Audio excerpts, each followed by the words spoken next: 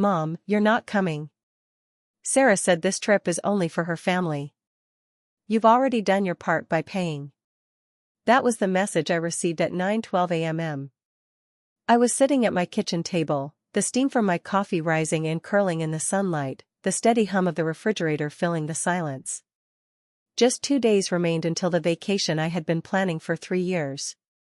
My hands trembled as I unlocked my banking app.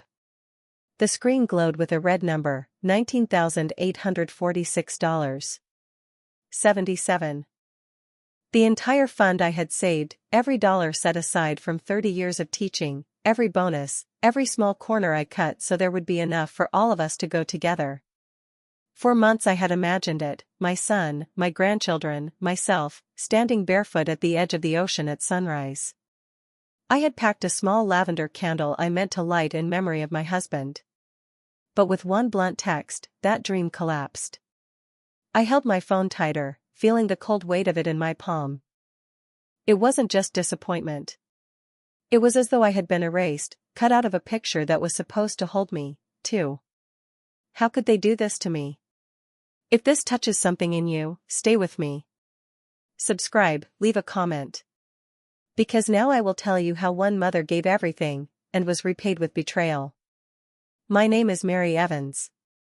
I am 62 years old, though some mornings I feel older and some evenings, sitting with a book, I feel younger. For 30 years I taught English at the same public high school in our town. My days were filled with grammar lessons, Shakespeare plays, restless teenagers, and the smell of chalk dust. I stayed not because it was easy, but because I believed words could give young people a place to stand in the world. Teaching never made me wealthy, but it gave me purpose. It also gave me a modest pension and a habit of saving little by little. I raised my son, Lucas, alone. His father, my husband, Daniel, died of a sudden heart attack when Lucas was only 11. I still remember that night, the neighbor's knock on the door, Lucas's frightened eyes, the ambulance lights flashing across our living room curtains. From that moment, I knew it was up to me to be the pillar, the one who held everything steady. I worked, cooked, sat through school conferences, patched the leaky roof, and smiled when I wanted to cry. Lucas was my reason to keep going, and I poured everything I had into him. When he turned 16, I gave him money for his first car, a used sedan, blue with a dented door. I remember the pride on his face as he drove it down the street, waving out the window. When college came, I co-signed his loans, sent grocery money, mailed care packages with cookies and socks. I wanted him to feel that even though his father was gone, his mother would always stand behind him. He met Sarah during his second year of college. She was lively, ambitious, and spoke with the kind of certainty that made people pause to listen. I welcomed her, cooked her favorite meals when they visited, bought her small gifts. I thought, maybe she will be the one to build a family around my son. I wanted so badly for him to have love, a partner, stability. And for a while, I believed that dream was coming true. But slowly, little signs crept in. I noticed Sarah rarely asked about me. If I mentioned my classroom, she changed the subject. At dinners, her attention stayed fixed on her phone. Still, I overlooked it. After years of standing on my own, I had learned to make excuses for others. I told myself she was young, busy, distracted. They married, and soon after, the children came, 2 beautiful grandchildren who became the light of my later years. Holding them, I felt Daniel's absence less sharply. I wanted to be part of their lives, to share stories, teach them songs, pass along the little rituals that give family its shape. But Sarah often set limits. "Don't give them too much sugar," she would say, taking the cookie from my hand. "Don't tell those old stories," she interrupted once, while I was recalling the day Lucas caught his first fish. And always, there was the phrase, "We'll let you know." It was as if I was welcome only on their terms. My presence was useful, a babysitter, a gift giver, someone to help with bills when the budget ran tight. But I was not seen as an equal member of the circle. The first time I truly felt it was Thanksgiving 5 years ago. We were gathered in their living room, everyone in warm colors, the smell of roasted turkey filling the air. Sarah announced, "Let's take a family picture." I smiled, ready to stand beside my son. But she added, "Just us first, our family. Then we'll do one with my parents." They posed, laughing, the children on their laps. Time slipped away, and by the moment it should have been my turn, the kids were tired, the camera put away. I told myself it didn't matter. But driving home that night, the silence of the car felt heavier than usual. Christmas brought another small cut. They all appeared in matching red sweaters, embroidered with snowflakes. I hadn't been told. I stood for the group photo in my plain navy blouse, smiling tightly, pretending not to notice the difference. At my granddaughter's birthday, I was seated at the table near the kitchen door. The draft blew against my back each time someone carried out a tray of food. I looked across the table at Sarah's parents, comfortably placed near the cake, the children clustered close to them. My son caught my eye briefly but said nothing. Piece by piece, I was being moved to the edges. Not excluded entirely, but shifted, like furniture against the wall. Useful when needed, unseen otherwise. And yet, I kept giving. When their mortgage fell behind 1 year, I wrote a check. When their car broke down, I loaned money. When the children needed school supplies, I filled a bag with notebooks, pencils, and new shoes. My savings account grew thinner, but I told myself, this is family. This is what family does. Now, looking back, I see the pattern was already clear. I was expected to provide stability, money, help, but not to belong. And though I felt the sting each time, I pressed it down, convincing myself that love was worth the cost. I never imagined that the dream I had been saving for, the trip to the coast, the moment to honor my husband and gather us all together, would be the place where the truth finally revealed itself. The first crack in the surface came years ago, though I didn't name it at the time. It was Thanksgiving, the kind of day that makes the house feel full even before anyone arrives. I had polished the silver serving spoons that once belonged to my mother. The table was laid with my best china, cream-colored plates with a delicate blue rim, and the smell of sage and butter filled the air. Lucas and Sarah walked in with the children, followed closely by Sarah's parents. Their arms were full of pies and wine bottles, and the children were tugging at their sleeves. The living room filled quickly with coats and voices. After the meal, Sarah stood and announced brightly, "Let's take a family picture." I moved toward them, smoothing the front of my sweater. I imagined myself standing beside Lucas, the grandchildren in front. But then Sarah added, "Let's do just our family first. Then we'll add my parents." I stepped back without a word. They gathered on the sofa, the children perched on their laps. The flash went off again and again. The sound of laughter filled the room. I waited for my turn, holding my smile in place, but by the time the camera lowered, the children were fussy and the moment was over. My place had been postponed out of existence. On the drive home, the night pressed dark against the windows of my car. I told myself it was nothing, just a misunderstanding. But the silence of that drive felt different, heavier, as if something inside me had shifted. The second crack came at Christmas. When I arrived at their house, the tree sparkled with white lights and the smell of cinnamon hung in the air. Everyone was wearing matching red sweaters, embroidered with silver snowflakes. I looked down at my plain navy blouse. "You didn't get the memo?" Sarah asked, her voice light, almost amused.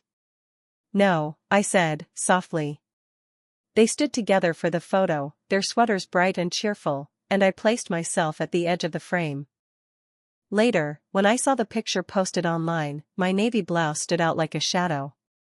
At my granddaughter's birthday, another small wound.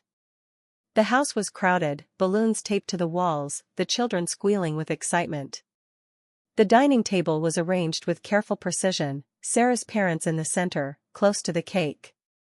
I was guided to a chair by the kitchen door, where the cold draft brushed against my back every time someone carried out another tray of food. "Here, Mom, sit here," Lucas said, his voice distracted, already turning away. From that corner, I watched the candles being lit, the singing, the photographs. My granddaughter blew out her candles while leaning against her other grandparents. My own hand stayed folded in my lap. And then there were Sarah's quiet corrections. When I tried to tell the children a story about their father as a boy, she cut in, "Oh, don't tell those old stories, they've heard them." Or when I offered a second cookie, she took it back with a quick laugh, "Grandma spoils you too much." Small things, easy to dismiss in the moment. But together, they began to draw a pattern. A pattern of erasure. I noticed, too, how invitations were phrased. "We'll let you know if we need help. We'll see how the schedule works."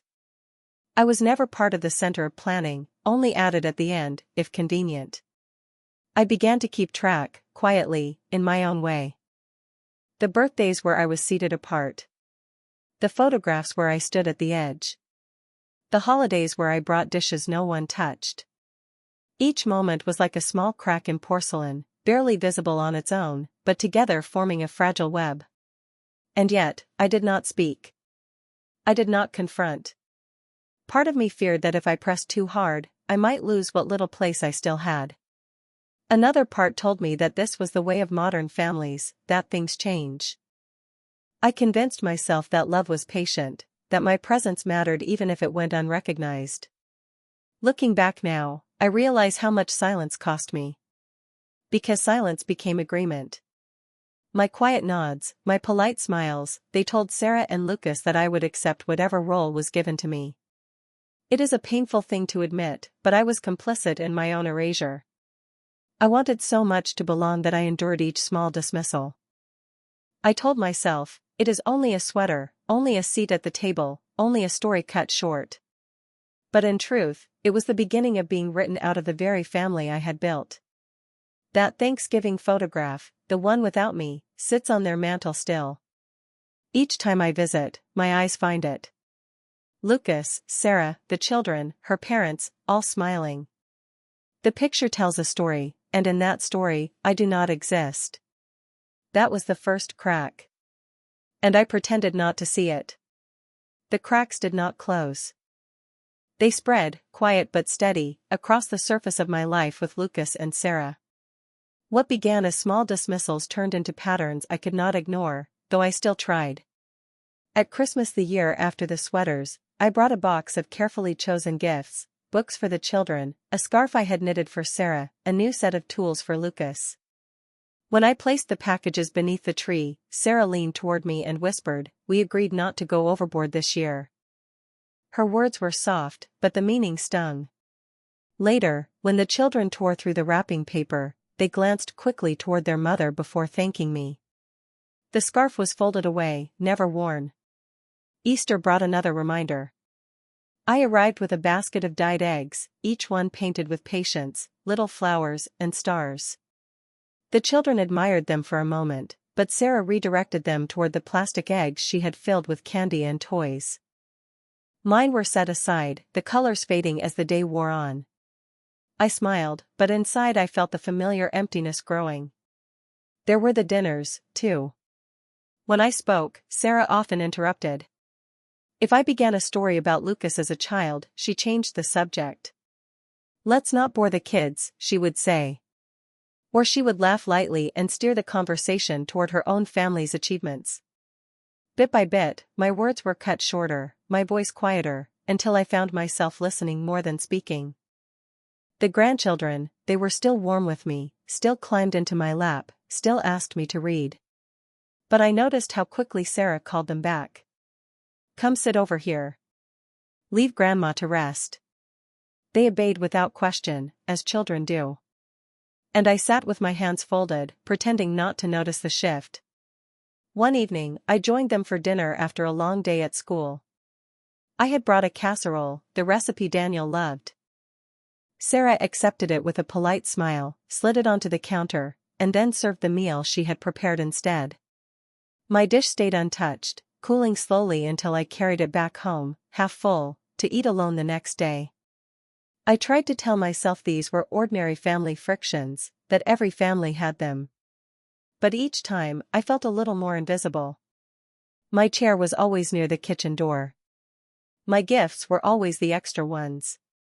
My stories were always too long, too old, too unnecessary. And then there were the comparisons. Sarah often praised her own parents in front of me. "Mom and Dad help so much with the kids," she said one afternoon. "They always know exactly what we need." She did not say what I already knew, that I had also been helping, quietly, steadily, but without recognition. I was the safety net, never the honored guest. The moments added up like tally marks carved into wood. A late invitation to a school play, where I sat alone in the back row while Sarah's parents were seated with the children in the front. A family barbecue where I was asked to watch the food while everyone else posed for photos on the lawn. A vacation plan discussed at length in front of me, though no one asked if I wished to come. I began to sense that I was not simply overlooked. I was being managed, kept to the edges, useful only when convenient. One evening, after leaving their house, I sat in my car in the driveway for a long while.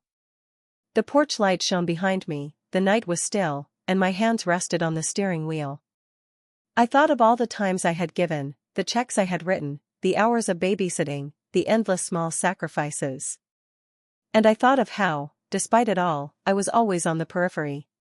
But I still pushed those thoughts down. Because Lucas was my son, my only son. Because the children needed me, even if only in fragments. Because after losing Daniel, I feared another loss more than anything. So I swallowed the hurt, again and again, and told myself that patience was love. Looking back now, I see how clearly the pattern was forming.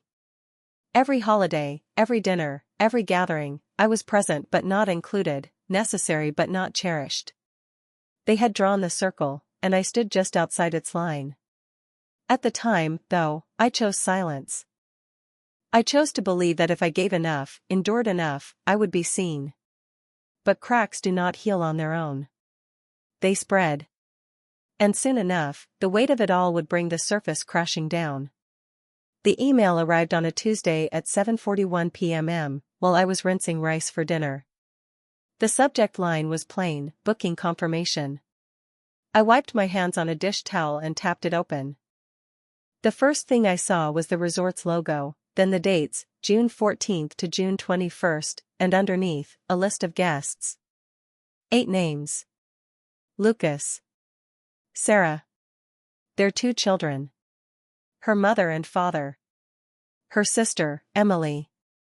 Emily's boyfriend, Nathan. My name was nowhere on the page.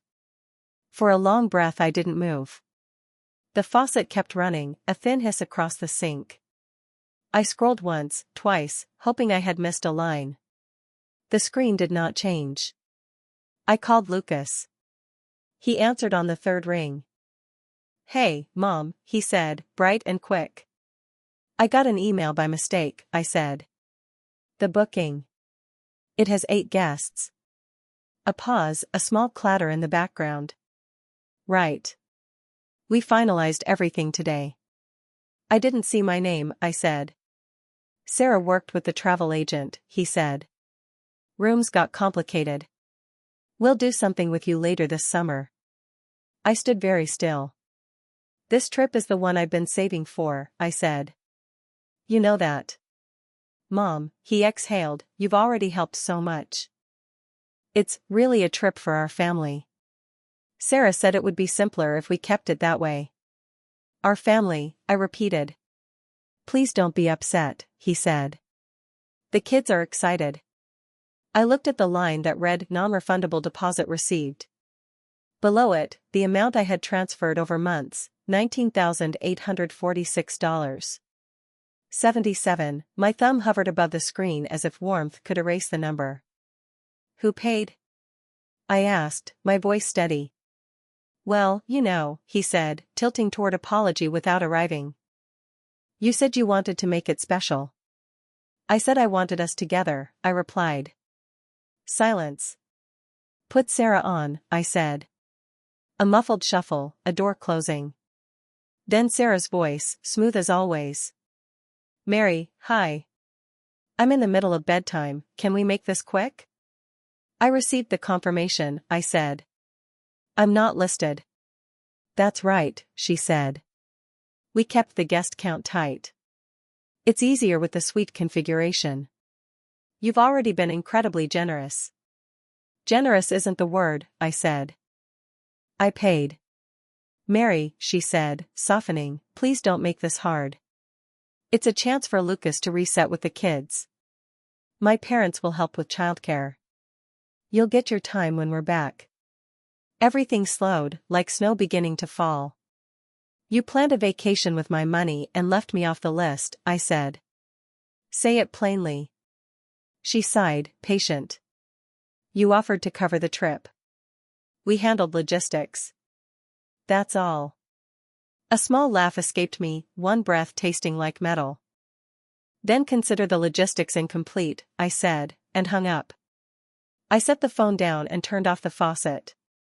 The house settled, the click of the refrigerator, the tick of the kitchen clock, the faint lavender from the candle near the sink. I opened the drawer with the travel folder, printed itineraries, our list of ocean walks, the slim box with the candle I meant to light at dawn. I placed the candle on the table. Its wax was the pale purple of lilac. I pictured us on the sand, Lucas holding his son's hand, the girls giggling, the tide pulling a line around our ankles. I pictured Daniel, the way I do when I need courage, smiling but saying nothing. The phone buzzed, a message from Lucas. Mom, please don't be dramatic. We'll FaceTime you from the beach. Timestamp, 7:58 p.m. I typed and erased 3 replies and sent none. I reread the email, check-in instructions, baggage limits, the reminder to bring passports. The cursor blinked at the end of my empty place. Near the bottom, primary payment method ending in 3142. My card. Under it, all incidentals to be charged to primary. A steadying clarity rose, not anger, not grief. The clean edge of truth. I took a pen and wrote 3 words on the candle's envelope, not anymore. I sat at the table and opened my banking app. The number still shone where it had that morning. I didn't press any buttons yet. I let the realization finish forming. They hadn't forgotten me, they had arranged things so my absence was convenient. The rice had begun to burn. I lifted the lid, killed the flame, and set the pot aside. In the dark window over the sink, I saw myself, older, yes, but upright. A woman who could decide. I scrolled old messages, my granddaughter's drawing, a receipt for new tires I'd paid, a thank you text from Lucas with a heart. I acknowledged each artifact, like a curator closing a gallery at dusk. Then I opened a new note and typed a sentence, I will never beg for a seat at their table again. I saved it. I turned off the kitchen light. The house shifted into evening, clear, almost gentle. The betrayal wasn't loud. It was neat, efficient, framed as practicality. But it was complete. Outside, a car passed and the headlights slid across the wall, then were gone. In that brief brightness I understood, I had funded my own exclusion. Naming it didn't break me, it steadied my hand. The house was quiet the night after the email. I moved slowly through my rooms, touching objects as though they could steady me, the framed photograph of Daniel in his fishing hat, the worn armrest of the chair where I graded papers for decades, the vase of dried lavender by the window. These were the anchors of my life, and they asked for nothing. I sat at the kitchen table where the candle lay in its box. I had chosen it years ago, a lavender pillar from a small shop by the river. My plan was simple, to carry it to the shore, light it at dawn, and speak Daniel's name as the waves came in. It was a ritual of memory, a way of giving him a place in the trip he never lived to take. That candle had waited patiently through years of saving and planning.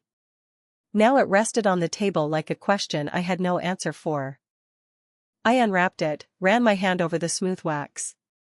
The scent was faint but familiar, the same lavender I used to tuck into Daniel's shirts when I folded laundry.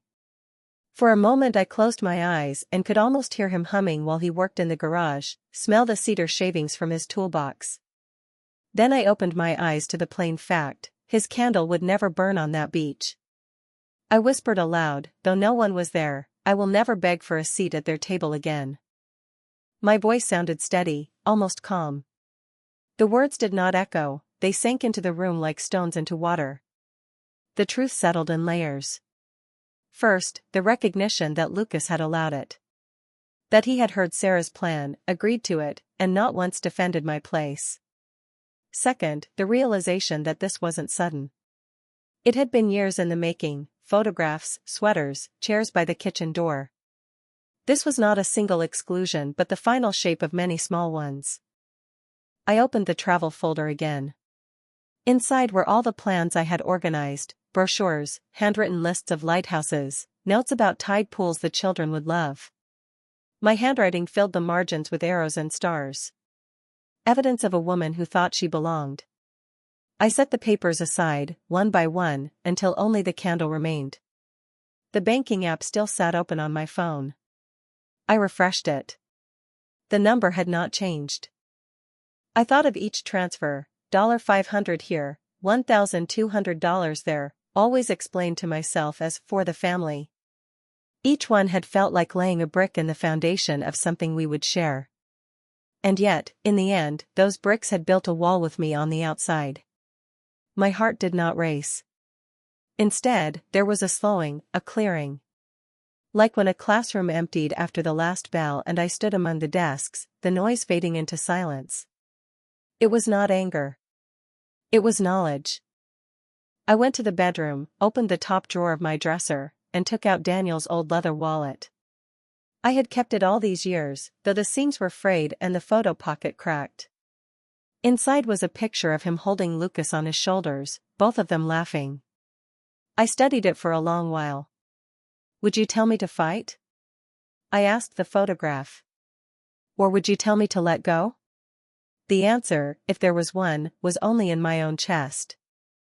And what I felt there was not fight or surrender but choice. For years I had been moving within boundaries others set, accepting corners and scraps. But here, at last, I saw the shape of the table clearly. They had built it without me, and I could no longer sit waiting for a chair.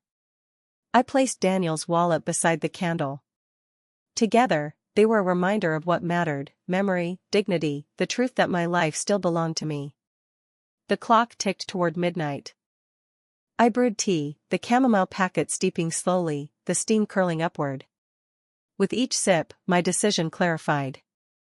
I would not shout, I would not plead. But neither would I fund my own erasure. In the morning, I dressed with unusual care. A clean blouse, my hair brushed, the small silver locket Daniel had given me.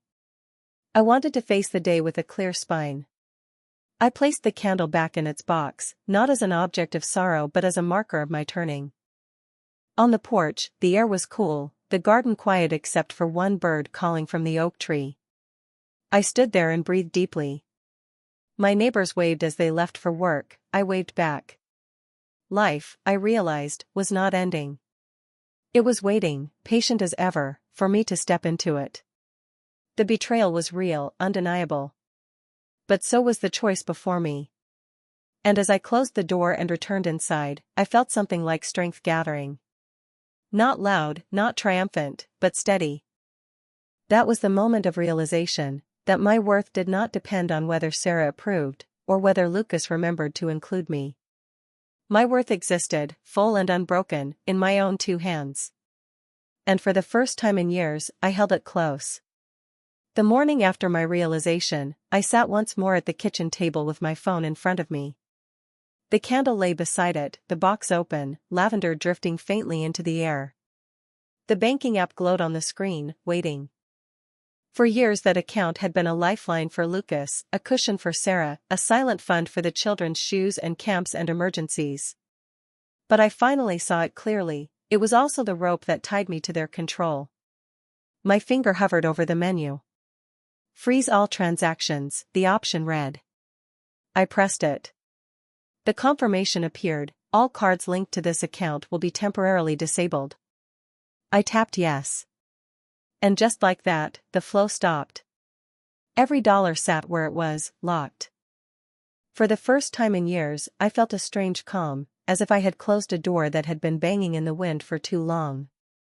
I set the phone down and brewed a pot of coffee. The kitchen filled with its familiar warmth. Outside, the mail truck rattled past. The world did not collapse because I had chosen myself. It carried on. That evening, the calls began.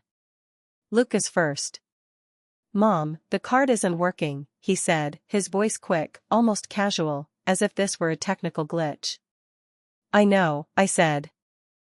"We're at the store, trying to pick up things for the trip. The card keeps declining." "I froze the account," I replied. A pause. Then, sharper, "Why?" "Because it's mine," I said. "And I won't pay for something I'm not part of." "Mom, please," he said. "The kids." "I'm not discussing it further," I told him. My voice surprised me. It was calm, steady, not pleading. I ended the call. The phone buzzed again within minutes. This time Sarah. "Mary," she began, her tone clipped. "We can't check in without that card. The deposit is paid, but they need the active method for the rest. Can you just?" "No," I said. "You can't do this to the children," she insisted. "They've been looking forward to this." "I didn't do this to them," I replied. "You did, when you left me out." She exhaled sharply. "This is childish." "Perhaps," I said. "But it's final." After that, the calls multiplied. Messages stacked, Lucas pleading, Sarah demanding, even a voice note from Emily trying to sound reasonable. "Mary, think of the kids. Don't ruin their vacation." I listened once and then deleted them all. Later that night, I called Kathy, my oldest friend. We had known each other since college, and though life had carried us down different paths, our bond had never frayed. "Kathy," I said, when she picked up, "you always dreamed of seeing the ocean, didn't you?" She laughed softly. "Yes. I used to say I'd go once I retired, but retirement never came." "Pack your bags," I said. "We're going." Silence, then a startled breath. "Mary, are you serious?" "As serious as I've ever been," I told her. By the end of the call, we had chosen a small inn on the Oregon coast. Not a grand resort with suites and packages, but a place with white shutters and wooden chairs facing the sea. The price was modest, the rooms simple, but it was ours. Paid for by me, shared with a friend who saw me. The next morning, I transferred a portion of the frozen funds into a separate account with a new card. My hands moved carefully, deliberately. Each step felt like building a fence around a garden I had neglected too long. Lucas called again while I was at the bank. "Mom, we're at the airport. They're telling us the payment method isn't valid. The kids are crying." "I know," I said. "You have to fix this." "I don't," I replied. "You'll have to make other plans." "Mom." His voice broke then, sharp with disbelief. "We're already here." "I wish you well," I said. "But this is not mine to carry anymore." I ended the call before he could answer. As I walked back to my car, the air smelled faintly of rain. My steps felt lighter than they had in years. That evening, I packed my suitcase, a few sweaters, my walking shoes, the candle, Daniel's wallet, and a notebook. I slid the zipper closed and sat on the bed. For the first time in a long while, I was not waiting for permission. I wrote a short note to myself on the first page of the notebook: "This journey is mine." Then I set it on top of the suitcase. The decisive action was not just freezing the account. It was reclaiming my life from the quiet pattern of erasure. It was saying no without apology. It was choosing not to fund my own disappearance. And in that choice, I felt the ground beneath me steady. At the airport, the calls came one after another. My phone buzzed against the table where I had set it down, the vibration steady as a heartbeat. I did not pick up. Instead, I let the messages stack. First Lucas: "Mom, the card isn't working. They won't let us check in. Please, fix this." 5 minutes later, we're at the counter, "They need the active card for incidentals. The kids are upset." Then Sarah: "Mary, this is beyond cruel. The children are crying. You can't do this to them." Another call, her tone sharper, you have no idea what you're doing. Do you want us to be humiliated here? I set the phone to silent and walked into the garden. The air was cool, the lavender just beginning to bloom. I pulled a weed from the soil and thought, humiliation was what I had lived with for years, sitting by kitchen doors and watching from edges. If they felt it now, it was only the reflection of what they had taught me. That evening, Kathy came over with her suitcase. Are you ready for our adventure? She asked, her eyes shining like a girl's. Ready, I said. While she poured us each a glass of wine, my phone lit up again. Another message from Lucas, his words rushed, we're stuck. We can't get on the plane without that card. Please, Mom. Just this once. I turned the phone face down. Kathy asked nothing, she knew enough without words. Later that night, when I finally listened to the voicemails, the tone had shifted. Lucas's voice was strained, almost panicked. Mom, we're out of options. We can't buy new tickets, we don't have the funds. Please answer. Sarah's was clipped, cold, you've destroyed this trip. The kids will remember this. You'll regret it. I deleted them both. The next morning, I imagined the scene at the airport, their bags lined up, the children restless, the counter staff shaking their heads. I pictured Sarah's parents frowning, her sister Emily scrolling through her phone, Lucas pacing with worry. All of it unraveling in the harsh light of the terminal. The vacation I had dreamed of, they had claimed as theirs. And now it dissolved before their eyes, not because I sabotaged it, but because I stepped out from under the weight of their expectations. By the time Kathy and I boarded our own train toward the coast, I felt lighter. My phone buzzed once more, but I left it in my bag. Through the window, fields blurred past, green and gold under the morning sun. Somewhere, Sarah was explaining to her children why their paradise had vanished. Somewhere, Lucas was realizing what it meant to rely on me without including me. That was their consequence, not revenge, not punishment, but the simple return of responsibility to the hands that had tried to pass it off.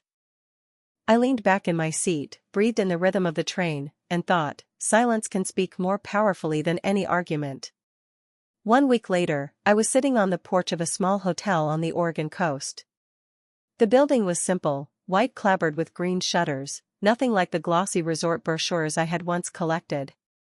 But it was real, and it was mine. The wooden chair creaked beneath me as I leaned back, watching the waves roll in silver under the afternoon light. Kathy sat beside me with her feet tucked under a blanket, a cup of tea in her hands. Can you believe we're actually here? She asked, laughing softly. I can, I said. Though for years I thought I'd never see this. We had spent the morning walking along the beach, the wind sharp and clean.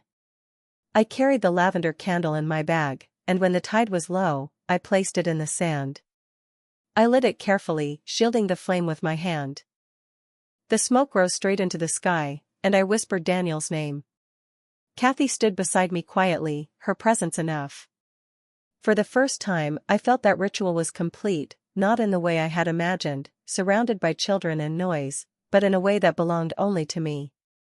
Evenings at the inn carried a kind of warmth I hadn't expected. The other guests were women around my age, some traveling alone, some with friends. We gathered in the lounge with its stone fireplace, sharing stories. One spoke of raising 3 children who no longer called. Another described selling the family home because her daughter insisted she didn't need it. Each of us had our own version of being forgotten. And yet, there we were, together, building something small and new out of recognition.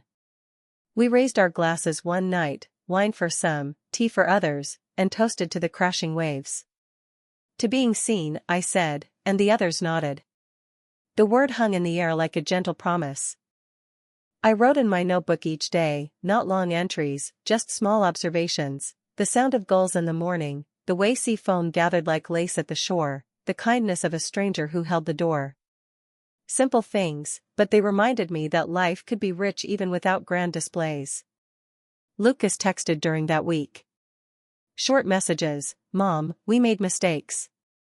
Then later, please forgive us. Help us one more time. I read them, but I did not reply. Forgiveness requires repentance, and what I saw in his words was not repentance but entitlement. A request for me to resume the role of provider without question. Instead of answering, I closed my phone and returned to the ocean. The tide kept its rhythm, the horizon stretched unbroken. I realized that peace did not come from being included in someone else's circle. It came from drawing my own and inviting in those who cherished it. By the end of the week, I felt a quiet shift. Not triumph, not revenge, but balance. A recentering of who I was without the weight of their demands. I had not lost a family, I had gained a clearer self. As Kathy and I packed our bags to leave, I touched the empty candle box and slipped it back into my suitcase. A reminder, not of exclusion, but of the choice I had made to honor myself. When I returned home, a letter waited in my mailbox. Lucas's handwriting, hurried, "Mom, we made mistakes. Please forgive us. Please help us one more time." I read it twice, then folded it back into the envelope. Forgiveness is not a switch you flip, it requires repentance, change, a willingness to see the wound caused. His words carried none of that. They carried only the same expectation that I would give, and they would take. I set the letter beside the candle box. My answer was silence, because silence sometimes speaks more clearly than any reply. I chose not to return to the old pattern. Instead, I chose mornings with tea, evenings with books, and the company of friends who welcomed me as I was. The truth I hold now is simple: choosing yourself is not abandonment, it is recognition. And if this touched a nerve for you, you belong here. Subscribe to hear truths where silence becomes strength.